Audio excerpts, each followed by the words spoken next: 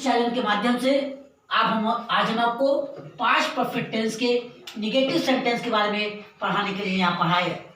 जैसा कि आपको पता है, निगेटिव का मतलब ही नहीं होता है। यदि किसी वाक्य में नहीं शब्द का प्रयोग हो गया तो वह निगेटिव सेंटेंस कहलाता है। जैसा टेंस रहेगा उसी के अनुसार आपको अनुवाद का नियम लगाना है और उसी के अनुसार आपको ट्रांसलेशन करना है। पास्ट परफेक्ट टेंस में दो तरीके का सेंटेंस आता है। हमने आपको पहले भी बताया था कि एक सेंटेंस तो आपका परफेक्ट टेंस का होता है, जैसे मैंने अपना काम नहीं किया था। मैंने अपना काम नहीं किया था, यदि आपको इसका ट्रांसलेशन करना है तो आप सबसे पहले मेरे बताए गए नियम पहला, अंतिम, बीच और बाकी शब्दों को याद रख के बना सकते हैं।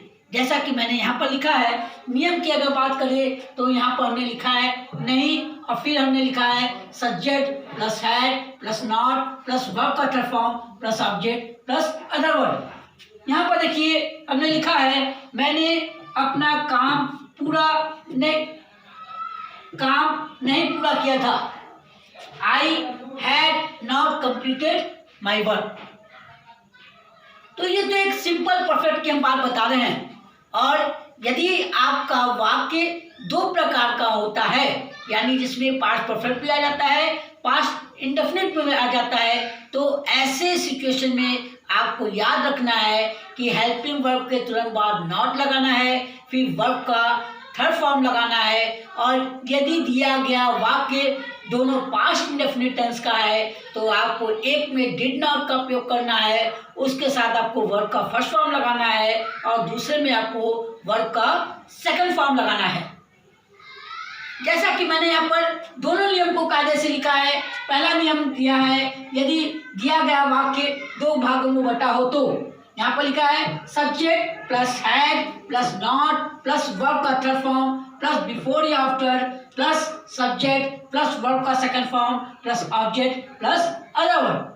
इस नियम को आप देख करके ये समझ जाइए, ये नीचे का जो नियम लिखा हुआ है ये पास्ट इंडेफिनिट के लिए लिखा हुआ है और ऊपर का जो नियम लिखा हुआ है वो पास्ट परफेक्ट के लिए लिखा हुआ है। जैसे मैंने लिखा है यहाँ पर, मेरे स्टेशन पहुंचने से पहले गाड़ी प्लेटफॉर्म पर नहीं आई थी। तो देखिए क्या है, I had reached eight station. मेरे स्टेशन पहुंचने से पहले गाड़ी स्टेशन पर नहीं आई थी। फिर उसके बाद before train did not arrive on platform. चाहते तो हम ये भी बना सकते थे, train did not arrive on platform before I had reached on station.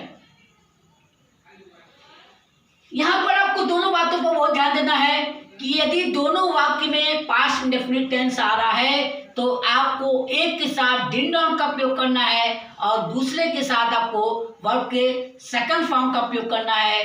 कहने का मतलब मेरा यही है कि आप दो बार डिड नॉट या हैड नॉट का प्रयोग नहीं कर सकते हैं।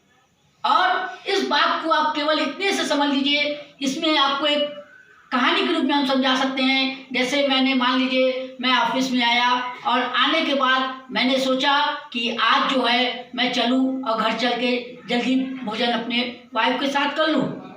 लेकिन क्या होता है, जब मैं रास्ते में जा रहा होता है और जाने से पहले मेरी बीवी ये सोचती है कि उनके तो आने का समय वही रहेगा, क्यों ना हम पहले ही नाश्ता कर ले। तो देखिए यहाँ पर दो कंडीशन हुई। पहली कंडीशन तो ये हुई कि मैं जब रास्ते से जा रहा था और दूसरी कंडीशन ये हुई कि उसने काम यानी मेरी बीवी ने खाना खा लिया था। तो मैं अपने दोस्तों से यही कहूँगा कि जब मैं घर पहुँचा, जब मैं ऑफिस से निकला, मैं ये सोचा कि मैं साथ में चल के बीवी के साथ खाना खाऊंगा। लेकिन क्या होता है, मेरे वहाँ पहुँचने से पहले ही मेरी बीवी ने खाना खा लिया था। तो जस्ट यही सिचुएशन आपको इस टॉपिक पर भी लगाना है। इसमें दो सेंटेंस है, एक सेंटेंस आपका प्रेजेंट में हो रहा है यानी आप ऑफिस से निकल रहे हैं, और दूसरा सेंटेंस बीत चुका है यानी आपके बीवी ने खाना खा लिया है। यदि दोस्तों मेरी बात अच्छी लगी हो तो आप हमारे चैनल को लाइक, सब्सक्राइब, शेयर और मेरा बेल आइकन जरूर दबाइएगा ताकि मेरी आगे आने वाली वीडियो आपको मिलती रहे। धन्यवाद।